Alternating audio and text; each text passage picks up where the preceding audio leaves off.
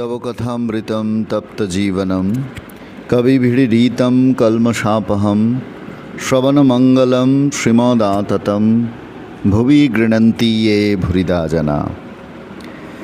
শ্রীযুক্ত বিজয়কৃষ্ণ গোস্বামী এবং অন্যান্য ভক্তদের প্রতি উপদেশ। এই খণ্ডের তৃতীয় পরিচ্ছেদে আমরা রয়েছি। সেখানে আমরা দ্বিতীয় পরিচ্ছেদে দেখেছিলাম যে কেমনভাবে শ্রীরামকৃষ্ণ বদ্ধ জীবের অবস্থাটির কথা আমাদের সামনে বলছেন, কেমন করে সেই বদ্ধ জীবের যে ভয়ঙ্কর অবস্থা, সে নিজের যন্ত্রণার কথা বুঝতে পারছে, নিজের বদ্ধ জীবনের কথা বুঝতে পারছে কখনো হয়তো বা, কিন্তু সেখান থেকে বেরিয়ে আসতে পারছে না। সেই কথাটি ঠাকুর আমাদের চোখে আঙুল দিয়ে যেন দেখিয়ে দিলেন। কোনো রকম রাগ ঢাক না করে স্পষ্ট ভাষায় সেই বদ্ধ জীব, সংসারী জীব, বিষয় আসক্ত, কামিনী কাঞ্চনে মগ্ন হয়ে থাকা, মত্ত হয়ে থাকা বদ্ধ জীবের কথা ঠাকুর শ্রীরামকৃষ্ণ আমাদের সামনে তুলে ধরলেন। কেন? আমরা যদি নিজেদেরকে প্রশ্ন করি যে কেন ঠাকুর এই বদ্ধ জীবের কথা বলছেন করুণায় বিগলিত হয়ে, বলছেন যাতে সেই বদ্ধ অবস্থা থেকে আমরা নিজেদেরকে উত্তরণ ঘটাতে পারি, নিজেদের জীবনটিকে বিবর্তন করতে পারি, আমরা যাতে সেই বদ্ধ জীবের স্তরে আটকে না থাকি। ঠিক তার পরের অংশ থেকে আজকে আমরা শুরু করছি বন্ধু, তৃতীয় পরিচ্ছেদ। অসংশয়ং মহাবাহো মনো দুর্নিগ্রহং চলম অভ্যাসেন তু কৌন্তেয় বৈরাগ্যেন চ গৃহ্যতে। শ্রীমদ্ ভাগবত গীতার একটি শ্লোক উদ্ধৃত করে এই তৃতীয় পরিচ্ছেদের সূচনা করা হচ্ছে।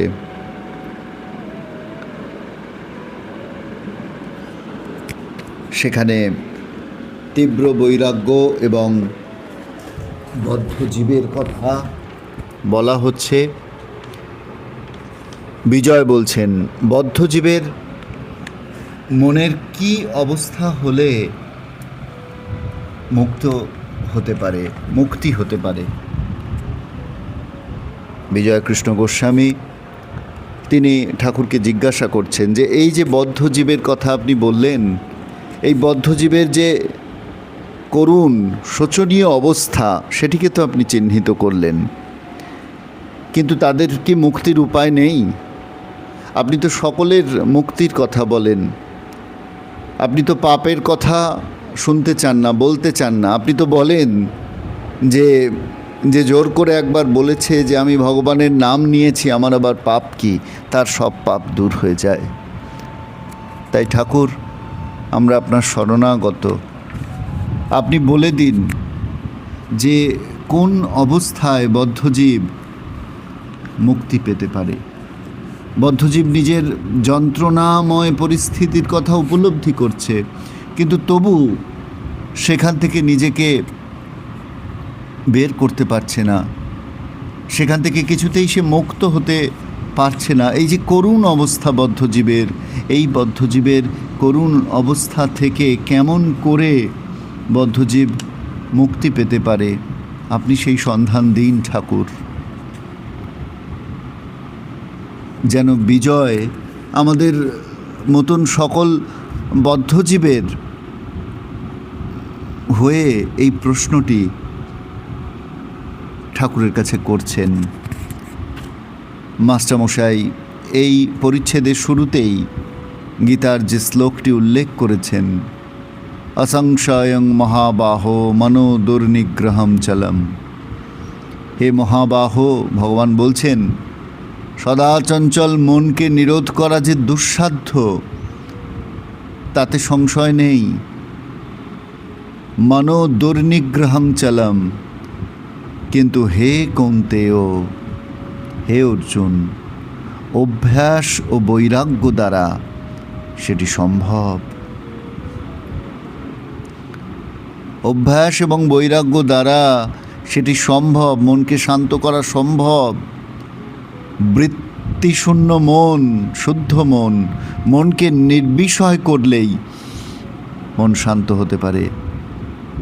ইন্ধনের অভাবে অগ্নি যেমন স্তিমিত হয়ে যায়, তেমনি বিষয় বৃত্তি শূন্য হলেই মন শান্ত হতে বাধ্য। গীতার এই শ্লোকটির অর্থ এবং ব্যাখ্যা তো আমরা করলাম। এবার দেখা যাক বিজয়ের এই প্রশ্নের উত্তরে, যেখানে বিজয় জিজ্ঞাসা করছেন বদ্ধজীবের মনের কি অবস্থা হলে মুক্তি হতে পারে, তার উত্তরে শ্রীরামকৃষ্ণ কি বলছেন। ঈশ্বরের কৃপায় তীব্র বৈরাগ্য হলে এই কামিনী কাঞ্চনে আসক্তি থেকে নিস্তার হতে পারে। তীব্র বৈরাগ্য কাকে বলে? হবে ঈশ্বরের নাম করা যাক, এসব মন্দ বৈরাগ্য। যার তীব্র বৈরাগ্য তার প্রাণ ভগবানের জন্য ব্যাকুল। মার প্রাণ যেমন পেটের ছেলের জন্য ব্যাকুল, যার তীব্র বৈরাগ্য সে ভগবান ভিন্ন আর কিচ্ছু চায় না। সংসারকে পাতকুয়ো দেখে, তার মনে হয় বুঝি ডুবে গেলুম। আত্মীয়দের কালসাপ দেখে, তাদের কাছ থেকে পালাতে ইচ্ছা হয় আর পালায়ও।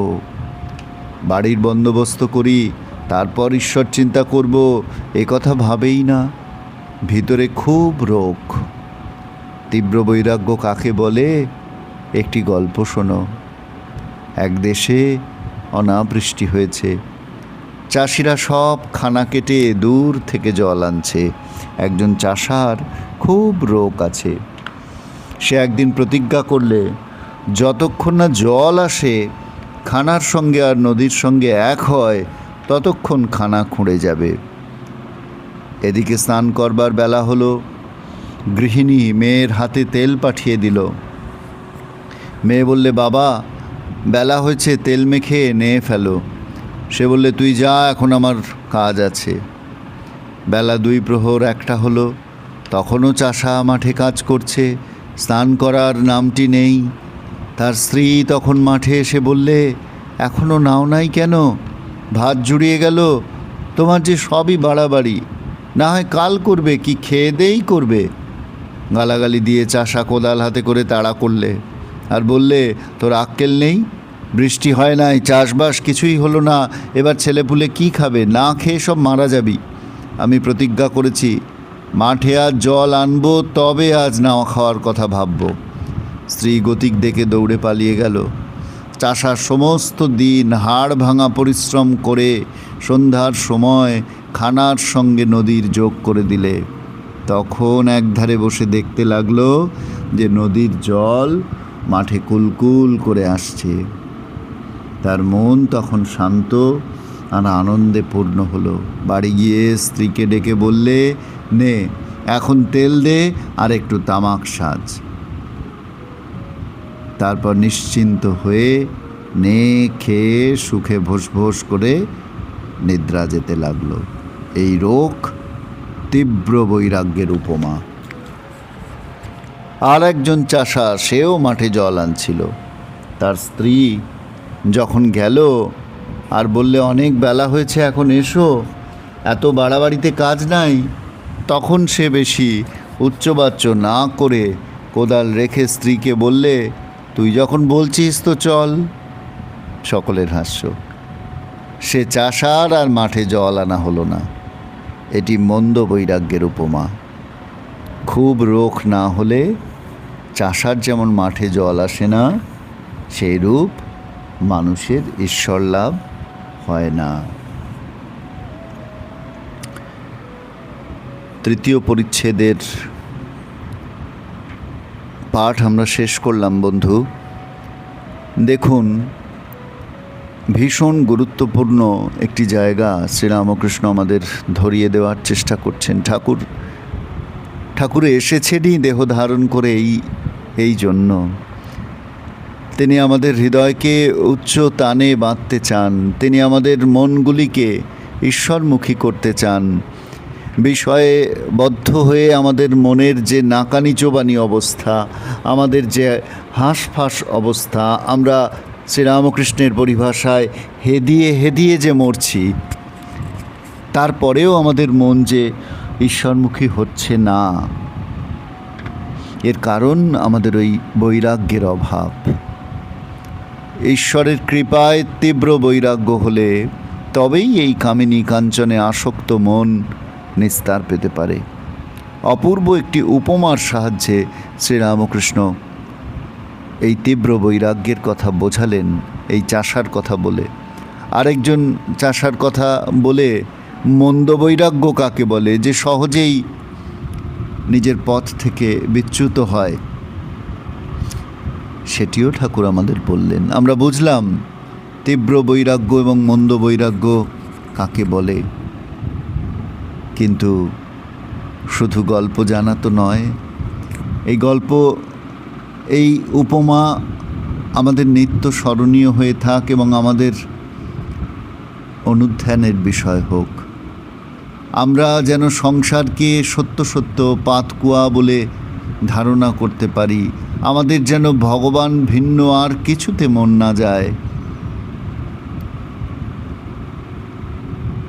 এই প্রার্থনা শ্রীরামকৃষ্ণের কাছে আমরা বারংবার জানাই। আজকের এই পাঠ এই পর্যন্তই বন্ধু। আপনাদের সকলকে শ্রদ্ধা নমস্কার।